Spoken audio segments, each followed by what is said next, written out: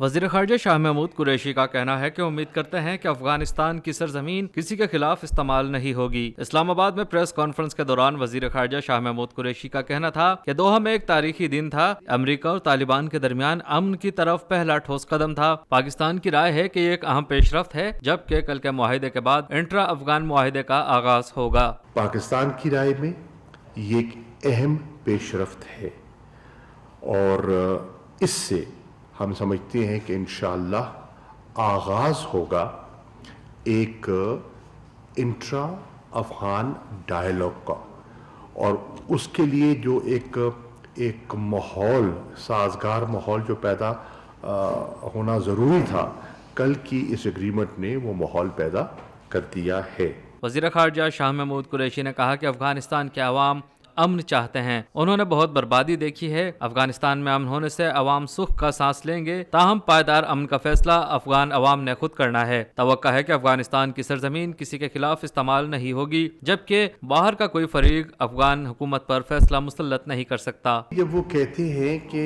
ہم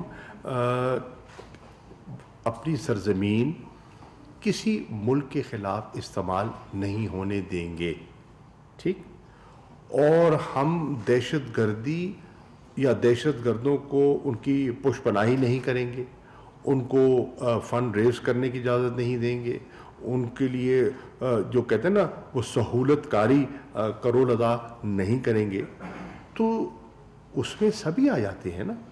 اور پاکستان ان کا پڑوسی ملک ہے اور پاکستان ان کے بارے میں اچھا سوچ رہا ہے۔ پاکستان وہاں ان کے امن کی، ان کے استحکام کی، ان کی خوشحالی کے لیے ہم اپنا ایک رول پلے کرنے کی خواہش مند ہیں۔ تو اگر ہم ان کے بارے میں اچھا جذبہ رکھتے ہیں تو مجھے یقین ہے کہ وہ بھی ایسے اقدامات کی حوصلہ شکنی کریں گے۔ ہم توقع کرتے ہیں کہ وہ اپنی سرزمین کو پاکستان کے خلاف، چاہے وہ ہندوستان کرتا ہے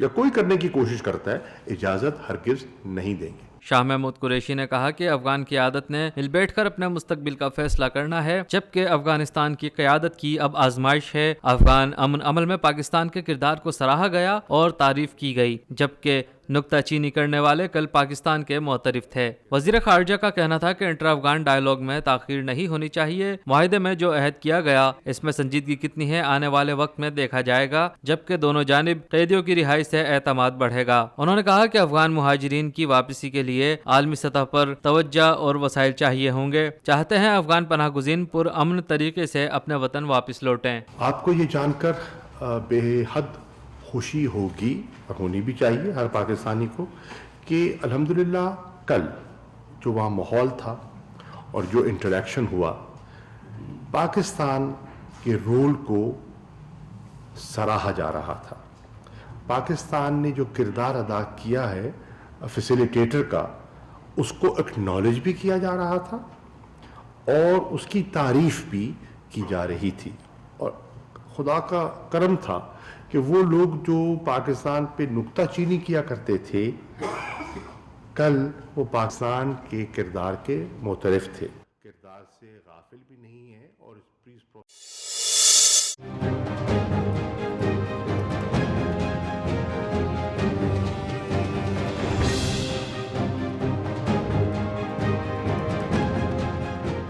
وزارت صحت اور قومی انفارمیشن ٹیکنالوجی بورڈ کی شراکت داری سے جان لیوا کورونا وائرس کے حوالے سے ویب پورٹل متعارف کرا دیا گیا ہے۔ NITB کے سربراہ شباہت علی خان نے ویب پورٹل متعارف کرانے کے موقع پر کہا کہ NITB کی ٹیم نے وزارت صحت کی شراکت سے کم وقت کے اندر عام عوام کے لیے اس پورٹل کو متعارف کرایا ہے۔ انہوں نے کورونا وائرس سے آگاہی کے لیے ویب پورٹل متعارف کرانے کے حوالے سے مزید کہا کہ ہم امید کر رہے ہیں کہ یہ پلیٹ فارم سب کے لیے معلومات کا ایک مؤثر ذریعہ بنے گا۔ وزیر اعظم کے معاون خصوصی برائے صحت ڈاکٹر ظفر مرزا کی جانب سے ٹویٹ کیا گیا کہ کورونا وائرس کی ہیلپ لائن 1169 کے علاوہ اب ہم ایک آن لائن پلیٹ فارم بھی متعارف کرا رہے ہیں جس میں بیماری سے متعلق سوال و جواب ہوں گے۔ مزید معلومات حاصل کرنے کے لیے ویب سائٹ دیکھیں اور اپنے دوستوں اور عزیز و اقارب میں بھی یہ معلومات پھیلائیں۔ ویب پورٹل کورونا وائرس کے پھیلاؤ کے خطرات کے پیش نظر تشکیل دیا گیا ہے۔ پورٹل میں کورونا وائرس کی علامات، انسانوں کے پھیلاؤ، انکیوبیشن پیریڈ اور حفاظتی اقدامات کے ساتھ سفری اور طبی مشوروں کے حوالے سے تفصیلات موجود ہیں۔ واضح رہے کہ چین میں مہلک وائرس کے مزید 573 کیسز رپورٹ ہوئے ہیں، جس کے بعد مجموعی طور پر متاثرہ افراد کی تعداد 79,824 ہو گئی۔ کورونا وائرس نے چین میں مزید 35 زندگیاں نگل لی ہیں، جس کے بعد ہلاکتوں کی تعداد 2870 ہو گئی۔ دوسری جانب کراچی اور اسلام آباد میں 2 افراد میں کورونا وائرس کی تصدیق ہو گئی ہے، جس کے بعد ملک میں متاثرہ افراد کی تعداد 4 ہو گئی، جبکہ گزشتہ 9 روز کے دوران 33 ممالک میں کورونا وائرس کے کیسز سامنے آئے ہیں۔ وزیر صحت پنجاب ڈاکٹر یاسمین راشد کا کہنا ہے کہ نواز شریف نے اپنے وعدے پر عمل نہیں کیا، 16 ہفتے ہو گئے وہ کسی اسپتال میں داخل نہیں ہوئے۔ لاہور میں میڈیا سے گفتگو کرتے ہوئے ڈاکٹر یاسمین راشد نے کہا کہ نواز شریف کی طرف سے بھیجی جانے والی رپورٹ نامکمل ہیں۔ انہوں نے بتایا کہ کورونا وائرس پر اسپتالوں میں سینٹر قائم کیے گئے ہیں، بروقت حکومتی اقدامات سے مریضوں کی تعداد نہیں بڑھی۔ آج 16 ہفتے ہو گئے ان کو وہاں گئے ہوئے، بلکہ اب 17واں ہفتہ ختم ہو رہا ہے، ابھی تک وہ کسی ہسپتال میں کسی علاج کے لیے سچ داخل نہیں ہوئے۔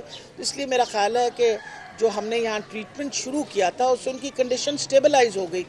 کرونک تو ان کے پرابلمز پہلے بھی تھے، دل کا پرابلم بھی ان کا کرونک تھا۔ ایک سوال پر ان کا کہنا تھا کہ قومی شعراء اور ادیبوں کی تمام یادگاروں کو محفوظ بنایا جائے گا۔ ان کا مزید کہنا تھا کہ ادب اور تاریخ و ثقافت کا خزانہ اندرون لاہور ہے۔ ٹورزم کے اوپر ہماری حکومت بہت زیادہ اس وقت کام کر رہی ہے۔ ہم چاہ رہے ہیں کہ جس طرح ساری دنیا میں سیاح جاتے ہیں اور جا کے ہسٹری دیکھتے ہیں، وہ تو میرا خیال ہے ہم سے زیادہ تو رچ ہسٹری کسی کی ہے ہی نہیں، اور انشاءاللہ لاہور شہر جو ہے نا، وہ کہاوت تو یہ نا، جن نے لاہور نہیں دیکھا انہیں کچھ نہیں دیکھا، مطلب یہ کہ وہ پیدا ہی نہیں ہوا۔ جس نے لاہور نہیں دیکھا وہ پیدا ہی نہیں ہوا۔ تو میں اس بات پہ یقین کرتی ہوں کیونکہ میں خود بھی لاہور میں پیدا ہوئی ہوں اور میری عمر کا بیشتر حصہ جو ہے وہ لاہور میں گزرا ہے، اور اس لاہور کے شہر سے واقعی انسان کو بہت محبت اور پیار ہو جاتا ہے، اور سب سے بڑی یہ بات ہے آپ جہاں بھی جائیں آپ کو لاہور ہمیشہ یاد آتا ہے۔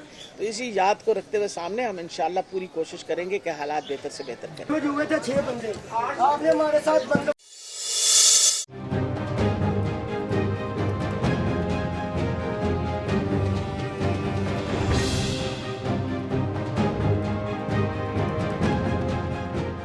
وزیراعظم کی معاون خصوصی برائے اطلاعات و نشریات ڈاکٹر فردوس عاشق عوان نے کہا ہے کہ آئندہ ہفتے نواز شریف کی واپسی کے لیے وفاقی حکومت برطانیہ کو خط لکھے گی اور اس حوالے سے اپنا لائحہ عمل واضح کرے گی۔ سیالکوٹ میں پریس کانفرنس کے دوران ایک صحافی کے سوال کے جواب میں ان کا کہنا تھا کہ پنجاب حکومت کی جانب سے وفاقی حکومت کو تمام قانونی تقاضے پورے کر کے نواز شریف کو پاکستان واپس لانے کے لیے تجویز موصول ہوئی ہے۔ انہوں نے بتایا کہ وفاقی حکومت برطانیہ سے نواز شریف کو ڈی پورٹ کرنے کے لیے خط لکھنے جا رہی ہے اور اس حوالے سے آئندہ ہفتے متعلقہ ادارے کو خط لکھیں گے۔ انہوں نے بتایا کہ نواز شریف کی وطن واپسی کے لیے وفاقی حکومت اپنا لائحہ عمل آئندہ ہفتے واضح کرے گی۔ فیڈرل گورنمنٹ جو ہے وہ گورنمنٹ آف برطانیہ کو لکھنے جا رہی ہے کہ ان کو وہاں سے ڈپورٹ کیا جائے، اور اگلے ہفتے اس حوالے سے متعلقہ جو محکمے ہیں وہ لیٹر لکھیں گے اور ان کو پاکستان واپس لانے کے لیے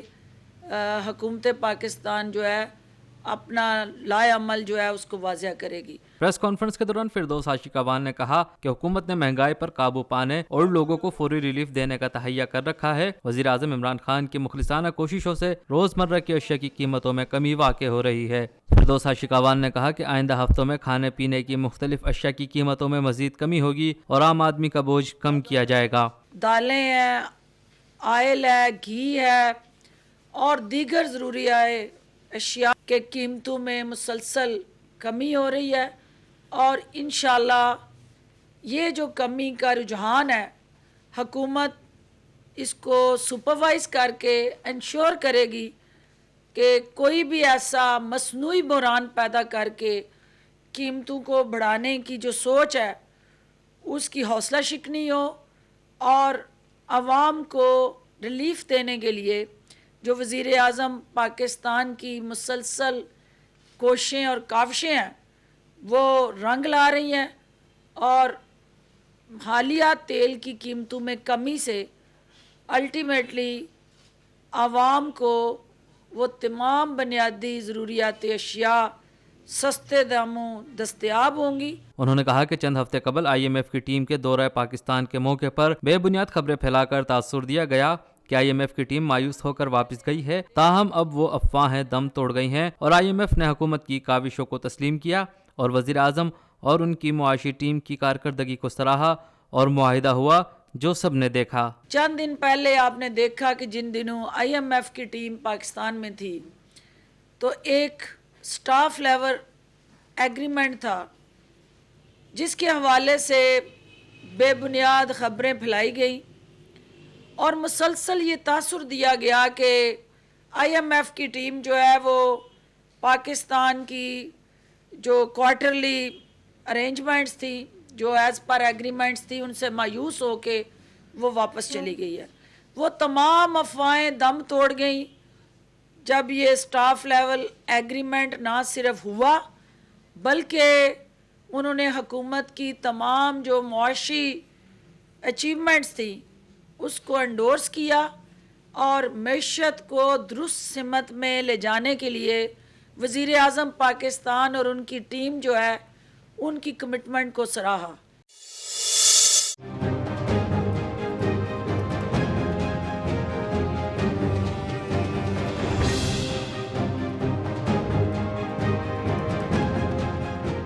وفاقی وزیر اقتصادی امور حماد اظہر کا کہنا ہے کہ حکومت معیشت کو ICU سے نکال کر جنرل وارڈ میں لائی ہے۔ ملک کو دیوالیہ ہونے سے بچانے کے لیے سخت فیصلے کیے گئے، آنے والے دنوں میں معیشت مزید مستحکم ہوگی۔ حماد اظہر نے تقریب سے خطاب کرتے ہوئے کہا کہ ملک سے 2 خاندانوں کا دور ختم ہو چکا ہے، نیب آزاد ادارہ ہے، ہم اسے ڈکٹیٹ نہیں کرتے ہیں۔ انہوں نے کہا کہ معیشت کے حوالے سے حکومت سخت فیصلے نہ کرتی تو معیشت تباہ ہو جاتی، سخت فیصلے کرنے سے عوام کو مشکلات پیش آئیں، ہم جلد معیشت کو جنرل وارڈ سے نکال کر میدان میں لانے والے ہیں۔ انہوں نے کہا کہ پیٹرولیم مصنوعات اور سبزیوں کی قیمتوں میں کمی کی گئی ہے، پیٹرولیم مصنوعات کی قیمتوں میں کمی سے مہنگائی میں مزید کمی ہوگی۔ وفاقی وزیر کا کہنا تھا کہ زر مبادلہ کے ذخائر میں 50% اضافہ ہوا ہے، سخت فیصلے لینا پڑے ہیں۔ وفاقی وزیر نے کہا کہ 2 سال میں FATF کی 27 میں سے 14 چیزیں مکمل ہیں، جبکہ ہم جس وقت آئے تھے تب 27 میں سے صرف 2 چیزیں مکمل تھیں۔ ایک رات میں تبدیلی نہیں آئے گی، لیکن وقفے کے ساتھ آپ دیکھیں گے آنے والے سالوں میں، آنے والے مہینوں میں ایک نئے پاکستان کی جو بنیاد رکھی جا رہی ہے،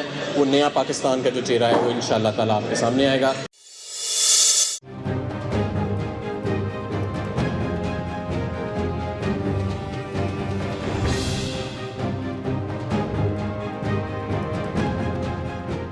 پشاور زلمی کے کپتان ڈیرن سیمی اسلام آباد کی دل فریب خوبصورتی کے دیوانے ہو گئے۔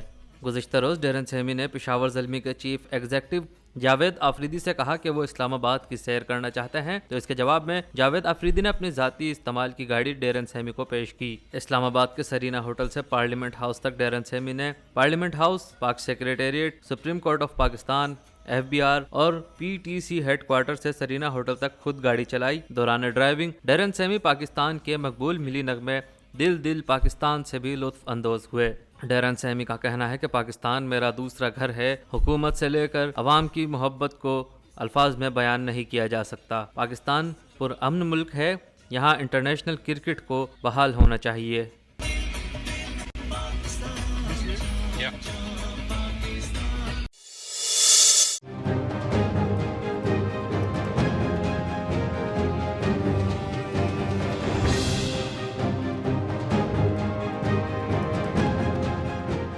نوشہر و فیروز میں پولیس نے کارروائی کرتے ہوئے پیپلز پارٹی کی رکن سندھ اسمبلی شہناز انصاری کے قتل کے الزام میں مزید 2 افراد کو گرفتار کر لیا ہے۔ پولیس کے مطابق ملزمان باپ بیٹا اور مقتولہ کے رشتہ دار ہیں۔ مقدمے میں نامزد 4 ملزمان کو گرفتار کر لیا گیا۔ گرفتار ہونے والے ملزمان کے نام وقار اور اختر کھوکھر شامل ہیں، جبکہ مقدمے میں نامزد سلمہ کھوکھر اور محمد صدیق پہلے ہی گرفتار ہو چکے ہیں۔ 4 نامزد ملزمان کے علاوہ 4 سہولتکار بھی گرفتار کر لیے گئے ہیں۔ اس طرح مجموعی طور پر اس کیس میں 8 ملزمان گرفتار کیے جا چکے ہیں۔ پولیس کے مطابق وقار کیس کا مرکزی ملزم ہے اور اسی نے شہناز انصاری پر فائرنگ کی۔ شہناز انصاری کو گزشتہ دنوں فائرنگ کر کے سندھ کے شہر نوشہر و فیروز میں قتل کیا گیا تھا۔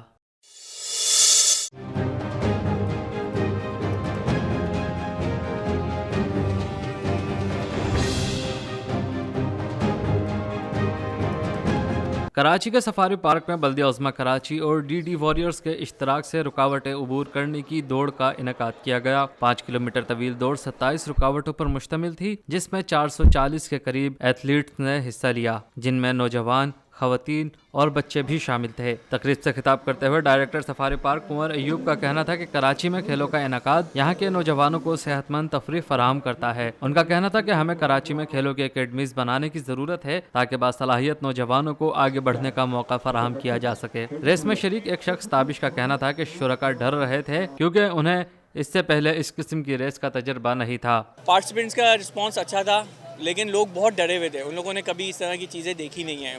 جو لوگ باہر نہیں جا سکتے، جو کراچی سے بھی میرے خیال سے مشکل سے باہر گئے ہیں، وہ لوگوں کو ان کو سمجھانا، ان کو بتانا، ان کو ویڈیوز دکھا کے ہم لوگوں نے دوسرے لوگوں کے جمز میں، آفس میں، اسکولز میں وزٹ کر کے ہم نے ان کو انٹروڈیوس کروایا ہے کہ یہ بھائی یہ چیز کرنی چاہیے اور یہ ایکٹیویٹی کا حصہ ہے، خالی رننگ سائیکلنگ نہیں ہے، یہ چیزیں بھی ہے، یہ اسٹرینتھ ٹریننگ ہے۔ ربیہ کا کہنا تھا کہ پاکستان میں پہلی مرتبہ اس قسم کی ریس ہوئی ہے، یہ ایک منفرد تجربہ تھا۔ آج کا ایکسپیرینس امیزنگ تھا، بہت ہی زیادہ ڈفرینٹ ایکسپیرینس تھا۔ پاکستان میں فرسٹ ٹائم ایسی ریس ہوئی ہے اور ڈی ڈی واریئر والوں نے یہ ارینجمنٹ کی تھی، میں ریئلی اپریشیٹ کرتی ہوں۔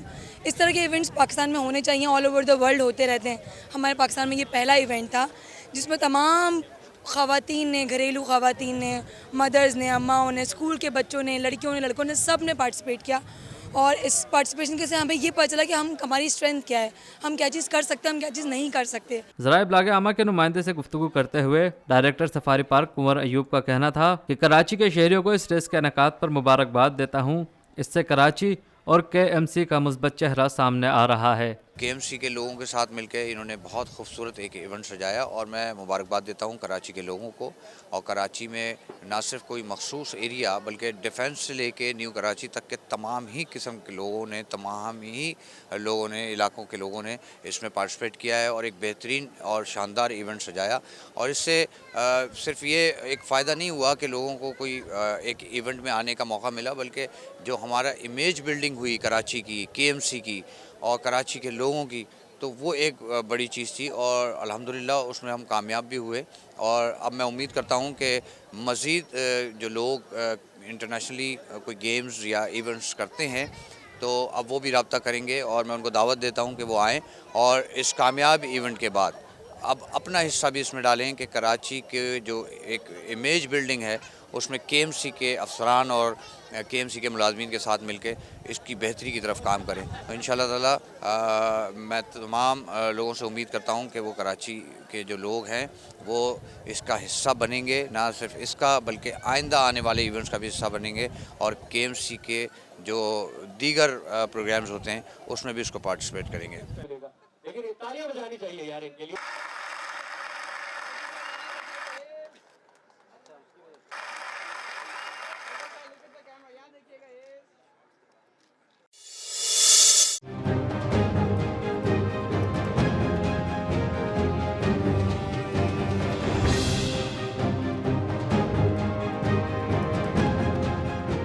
کراچی کے شہریوں نے حج کے اخراجات میں اضافے کو مسترد کر دیا ہے۔ حکومتی پالیسیوں کے سبب حج بھی غریب عوام کے لیے ایک خواب بنتا جا رہا ہے۔ حکومت نے ہر سال کی طرح اس برس بھی حج بہت مہنگا کر دیا ہے۔ شہریوں کا کہنا ہے کہ اگر سعودی عرب نے وہاں سہولیات کے پیسے بڑھائے ہیں تو حکومت اس پر سبسڈی دے، یہ دیگر تمام چیزوں پر سبسڈی دے سکتے ہیں تو حج پر کیوں نہیں۔ حکومت نے چند ہفتوں قبل حج پالیسی اور پلان برائے 2020 کی منظوری دی تھی، جس کے بعد اس برس حج 4,90,000 کا ہوگا۔